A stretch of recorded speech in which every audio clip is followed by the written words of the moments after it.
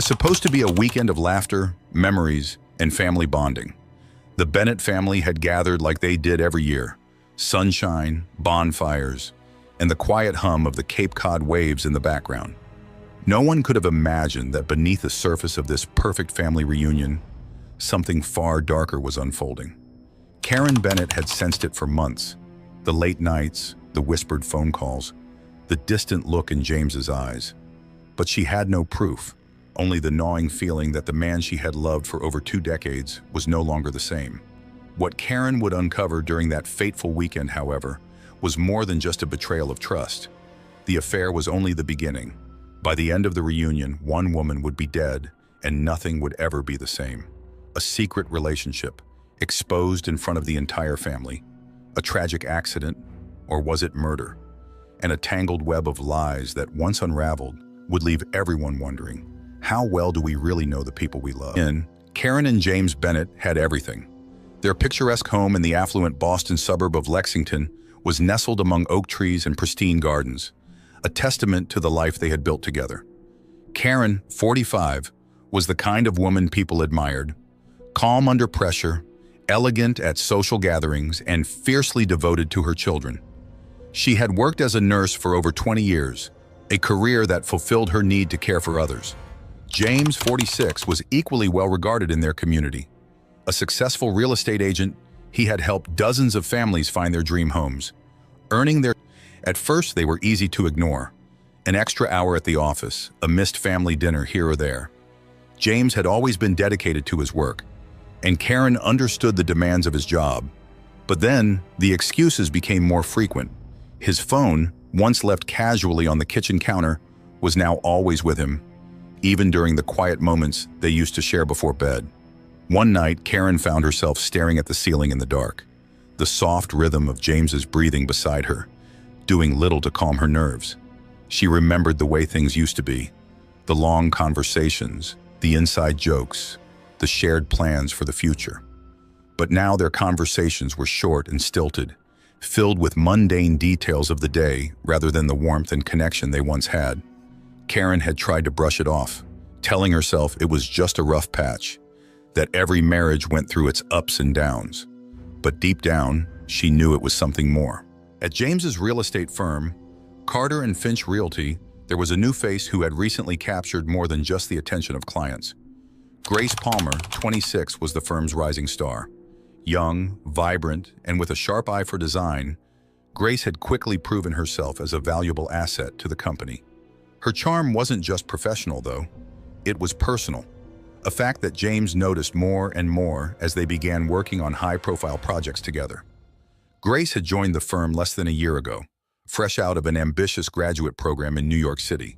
She was everything James had once been, hungry for success, eager to make a mark, and full of youthful energy.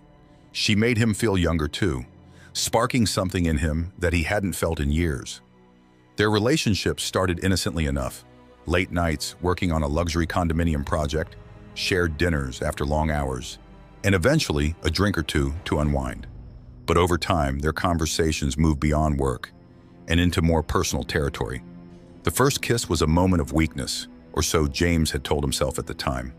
It had been a late night, the office nearly empty, and Grace had thanked him for helping her navigate a tricky client negotiation. One moment they were laughing, and the next, their lips had met. James had pulled her, a powerful figure who could help her climb the ranks in a competitive industry. But it wasn't just ambition driving her. It was something more personal, a connection that felt dangerously close to love. Neither of them considered the inevitable consequences. They believed they were in control, that their secret could remain just that, a secret. But secrets, as they say, have a way of coming to light. Karen had always trusted James.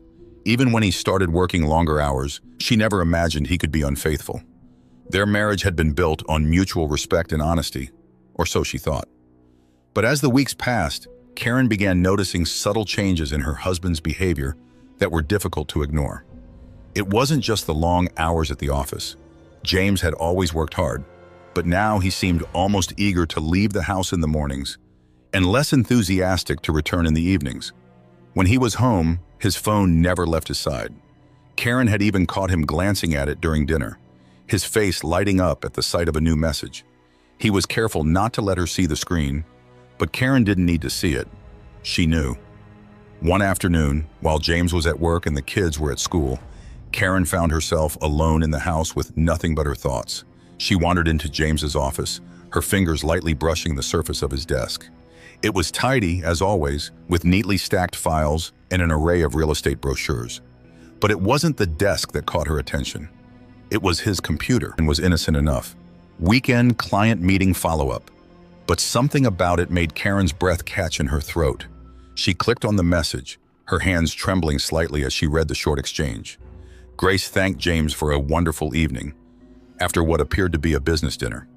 There was nothing explicitly inappropriate in the email, but Karen knew what her instincts were telling her. She closed the laptop quickly, her mind racing with 100 questions and possibilities. The next few days were a blur of anxiety and self-doubt. Karen found herself scrutinizing every detail of James's behavior, every word he said, every glance he shared with her. She debated whether to confront him, but something held her back. What if she was wrong? What if this was all in her head? But deep down, Karen knew she wasn't imagining things.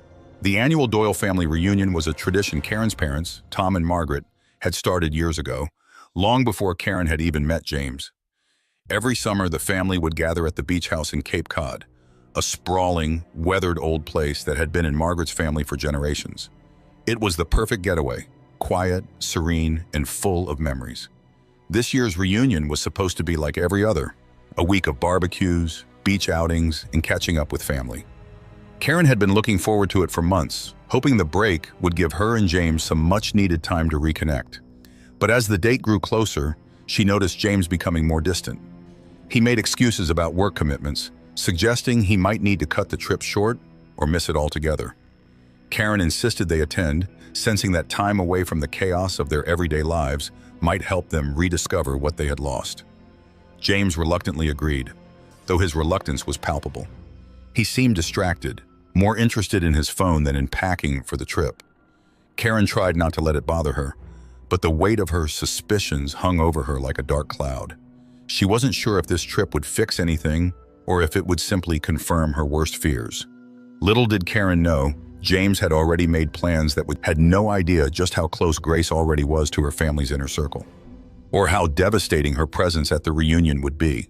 The Bennett family arrived at the Cape Cod beach house just after noon, the sun high in the sky, casting a warm glow over the sandy shore. The house, with its whitewashed walls and wraparound porch, stood proud against the backdrop of the ocean, a symbol of the family's long-standing tradition. The reunion was already in full swing when Karen, James, and the kids arrived. Karen's parents, Tom and Margaret, were already there, along with her sister Emily and her brother-in-law Nathan, who had arrived earlier that morning with their 2 young children. Despite the perfect summer weather and the familiar comfort of the family home, Karen felt uneasy. She couldn't shake the tension that had been building between her and James for months. The long drive down from Boston had been largely silent, with James buried in his phone, as usual, answering emails and making calls. He had said he was working on finalizing a deal, but Karen wasn't sure she believed him anymore. As they unloaded the car, Karen caught a glimpse of James glancing at his phone once again. Her heart sank, knowing that it wasn't just business on his mind. She tried to shake off the feeling as she greeted her parents and sister with warm hugs, but the weight of her suspicions clung to her like the humid summer air. "Karen, it's so good to see you," Emily said, pulling her sister into a tight embrace. Emily, 2 years younger than Karen, had always been the more outgoing of the two. Her energy was infectious, and her laugh could lighten even the heaviest of moods. But today, even Emily's brightness couldn't lift Karen's spirits. "You too," Karen replied, forcing a smile. "It's been too long." As the family settled in, Karen tried to focus on the reunion, catching up with her parents, and enjoying the familiar routine of unpacking, settling the kids. Karen's mind was elsewhere, lost in a loop of worry and doubt. And then, just as Karen had feared, everything changed. Thanks for watching so far. Please like the video and share your thoughts about the case in the comments below. Let's continue the story. It was just after dinner when Grace Palmer showed up at the reunion. Her presence was as unexpected as it was inappropriate. and Karen's heart skipped a beat when she saw her. Grace had been a name floating in the back of Karen's mind for months, the shadow in the periphery of her marriage. But to see her here, in the flesh, standing in the doorway of the family's vacation home, was something Karen could never have imagined. James had introduced Grace to the family under the guise of needing to discuss an urgent real estate matter. He spun the situation as professional, and while the rest of the family seemed to accept it without question, Karen wasn't fooled. Grace stood there, her long blonde hair catching the evening light, dressed in casual yet fashionable beachwear, looking perfectly at ease as if she belonged there. "Sorry to crash the party," Grace said with a smile, her voice warm and charming. "I just needed to go over a few things with James about a client. It won't take long." Karen's blood ran cold as she watched her husband and Grace exchange glances. It was subtle, a look that most people wouldn't notice, but Karen saw it. It was the look of two people who shared a secret, a bond that went far beyond work. "Of course," Emily said, ever the gracious host. "You're welcome to stay for a drink if you like." Grace smiled again, and Karen felt a wave of nausea rise in her throat. She couldn't believe what was happening. How had it come to this? Grace, standing in her family's beach house, casually invited to join them as if she were just another colleague, as if she wasn't the woman Karen suspected had been sleeping with her husband for months. James barely looked at Karen as he and Grace slipped away to discuss their business. Karen stood frozen in the kitchen, her mind spinning with possibilities. Was this really happening? Was Grace here to rub her affair with James in her face? And how could James be so brazen, bringing her to the reunion like this? Karen tried to maintain her composure as she helped clean up the dinner plate. "Sure? You don't seem fine." Karen opened her mouth to respond, but stopped when she heard James and Grace laughing from the next room. The sound sent a chill down her spine. She couldn't hold it in any longer. "I think James is having an affair," Karen blurted out, her voice low and shaky. Emily's eyes widened in shock. "What? With who?" Karen glanced toward the doorway where Grace had just disappeared. "With her." Emily's face turned to stone. "Grace? The one who just walked in?" Karen nodded, feeling a lump form in her throat. "I've had my suspicions for a while, but seeing her here, I don't know. Something's not right." Emily placed a comforting hand on her sister's arm. "Karen, I'm so sorry. Have you talked to James about it?"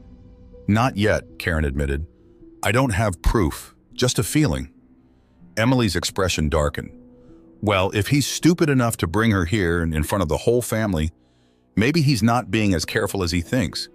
Do you want me to say something?" Karen shook her head. "No, I need to figure this out on my own." But as the evening wore on, Karen realized she wouldn't have to wait long for the truth to reveal itself. The following morning dawned crisp and clear, the early rays of sunlight filtering through the windows of the beach house. Karen awoke feeling restless, the events of the previous evening swirling in her mind like a storm. She had barely slept, her thoughts consumed by the image of James and Grace together, laughing and whispering as if they had no care in the world. The audacity of it all left her breathless. Determined to get some fresh air, Karen slipped out of bed and made her way down to the beach. The sand was cool beneath her feet as she walked along the shore, the sound of the waves soothing the turmoil in her chest. For a moment, she allowed herself to believe that maybe, just maybe, she was overreacting. Maybe Grace's visit really was about work, and maybe James wasn't capable of the betrayal she feared. But that hope was short-lived. As Karen turned to head back toward the house, she spotted two figures in the distance, walking along the edge of the water. It was James and Grace. They hadn't noticed her yet, their heads bent close together as they talked in hushed tones. Karen's heart clenched in her chest as she watched them, her stomach churning with a mix of anger and heartbreak. Without thinking, Karen began walking toward them, her pace quickening with each step. She was no longer thinking rationally. She needed answers, and she needed them now. "James!" Karen, her gaze darting nervously between Karen and James.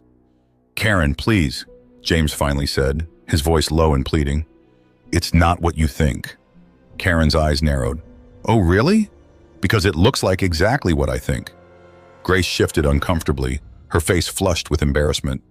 "I should go," she muttered, turning to leave. "No, you stay right here," Karen snapped, her voice sharp as a knife. "I want to know the truth, right now." James sighed, running a hand through his hair. Karen, I'm sorry. I didn't mean for this to happen. Karen's breath hitched in her throat. So it's true then? You've been sleeping with her? James didn't answer, but the guilt in his eyes told Karen everything she needed to know. How long? Karen demanded, her voice shaking with rage. Karen, please, let's not do this here. James pleaded, glancing around to make sure no one else was within earshot. But Karen wasn't backing down. How long, James? James hesitated for a moment, then finally spoke. 6 months.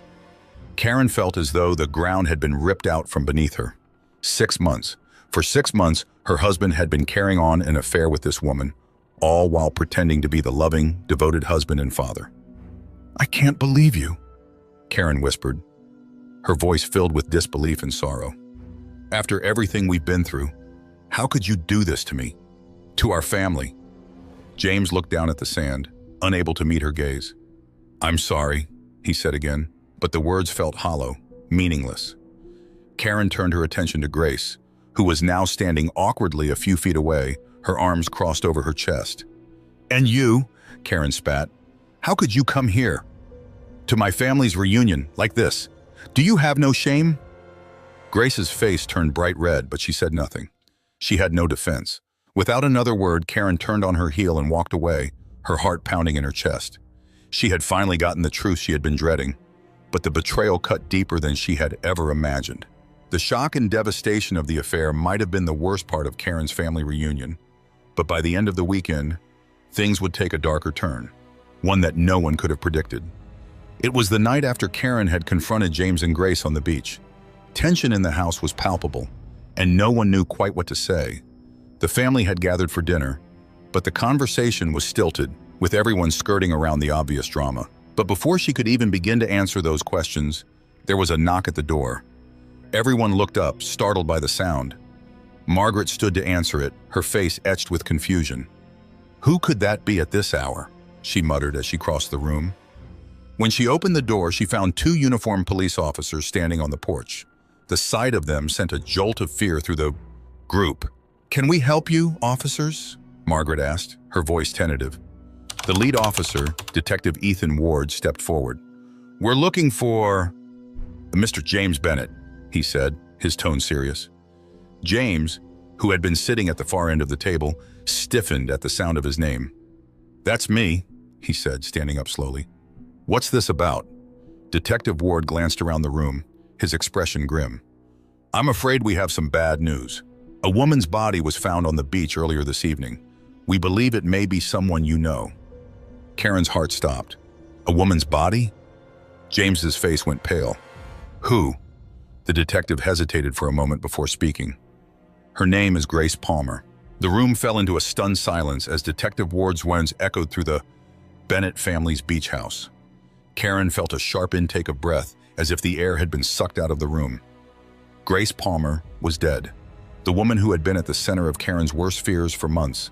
The woman who had shown up at her family reunion, who had been sleeping with her husband, was now lying dead on the very beach where they had confronted her the day before. James's face had drained of all color. He looked at the detective, his mouth opening and closing as if he wanted to speak. But the words just wouldn't come. The rest of the family sat frozen in place, their dinner forgotten, the heavy weight of shock settling over them like a suffocating blanket. I don't understand, James stammered, his voice hoarse. What happened? We're still investigating, Detective Ward replied. We'll need to ask you some questions. James blinked, seeming to come back to reality. Yes, of course, he said, his voice shaky. Anything I can do to help. Detective Ward nodded and gestured toward the door. If you'll come with us, we can conduct the interview at the station. This is a serious matter. Karen watched in stunned silence as James followed the detective out of the house. The front door closed softly behind them, leaving the rest of the family sitting in a state of confusion and disbelief. Karen could feel her heart pounding in her chest, the sound of blood rushing in her ears. Karen, Emily said softly, placing a hand on her sister's arm. What do you think happened? Karen shook her head, unable to form a coherent response. She had spent the last 24 hours reeling from the revelation of James's affair. But this was something far worse. She had been angry, furious even, but she never imagined it would come to this. Grace is dead, Karen whispered, more to herself than anyone else. How could this have happened? The next morning dawned cold and gray, a sharp contrast to the warmth and sunshine of the previous days. Karen awoke feeling as though she had lived through a nightmare, one that was far from over. James had been at the police station for hours, and no one knew when he would be allowed to come home. The questions swirled in her mind like a dark storm. Was Grace's death an accident? Had it been foul play? And most terrifying of all, could James have been involved? By midday, James finally returned. He looked exhausted, his eyes bloodshot and his hair disheveled. Karen met him at the front door, her heart racing as she searched his face for answers. "What happened?" she asked, her voice barely above a whisper. James sighed and rubbed his temples. "They questioned me for hours, and," he said, "they wanted to know everything, how I knew Grace, what we were doing the night she died. It was brutal." Karen folded her arms, trying to keep her emotions in check. "And what did you tell them?" James looked up at her, his eyes filled with remorse. "I told them the truth, Karen. I told them about the affair." Karen's stomach lurched at the confirmation of what she already sick. "James," she said slowly, Did you have anything to do with this?" James's eyes widened in horror. "What? No, Karen, I swear, I had nothing to do with Grace's death. Yes, we had an affair, but I never wanted this. I would never hurt her." Karen stared at him, trying to read the truth in his eyes. She wanted to believe him, desperately, but there was a part of her that wasn't sure she could trust him anymore. "Then who?" she asked, her voice trembling. "Who would want to kill her?" James shook his head. "I don't know. The police are looking into it, but they don't have any leads yet." Karen nodded slowly, but the doubt gnawed at her. James had lied to her for months about the affair. What else was he hiding? As the days passed, the investigation into Grace's death intensified. Detectives interviewed everyone at the reunion, including Karen, Emily, and the rest of the family. They combed through Grace's personal life, trying to uncover any enemies or jealous lovers who might have had a motive to kill her. The press had caught wind of the case, and soon headlines were splashed across newspapers and news websites. "Real estate scandal turns deadly. Woman found dead in Cape Cod beach house." The media frenzy added to the tension, and Karen found herself retreating further into herself, unable to escape the constant barrage of questions and speculation. One night, as Karen sat alone in the living room, she couldn't shake the feeling that something was still missing, some piece of the puzzle that hadn't yet been uncovered. She thought back to the night of the confrontation, to the way Grace had looked so vulnerable when Karen had confronted her. And then there was James, his guilty eyes, his hesitation. Could he really have nothing to do with this? Or was he simply a man caught in a web of lies that had spun out of control? Karen's... An arrest? Who? Derek Lang, Detective Ward said. He was one of Grace's former boyfriends. We discovered some disturbing information about their relationship, including a history of violence. Karen felt a wave of relief wash over her, but it was quickly replaced by confusion. But what does that have to do with her being here? She was with James. Detective Ward sighed. It turns out that Grace was still involved with Derek, even while she was seeing your husband. We believe Derek found out about the affair and confronted her that night on the beach. Things got out of hand, and he killed her in a fit of jealousy. Karen's mind reeled. Grace had been seeing Derek behind James's back. She hadn't known that piece of the puzzle. It explained a lot, the bruises on her wrists, the struggle, but there was still one thing that didn't make sense. How did Derek know where to find her? Karen asked, her voice trembling. We're still looking into that, Detective Ward replied. But it appears Grace had been in contact with him before she came to the reunion. He was obsessed with her, following her movements. Karen felt a chill run down her spine. The realization hit her like a ton of bricks. Grace had been living a double life, much like James. But unlike James, Grace had paid the ultimate price. As the details of the case unfolded, it became clear that Grace's affair with James had been the final straw in her toxic relationship with Derek. The night of her death, Derek had followed Grace to the beach, enraged by her betrayal. What started as a heated argument had escalated into violence, and in a moment of blind fury, Derek had killed her. Derek Lang was charged with second-degree murder, and James was cleared of any involvement in Grace's death. But the damage had already been done.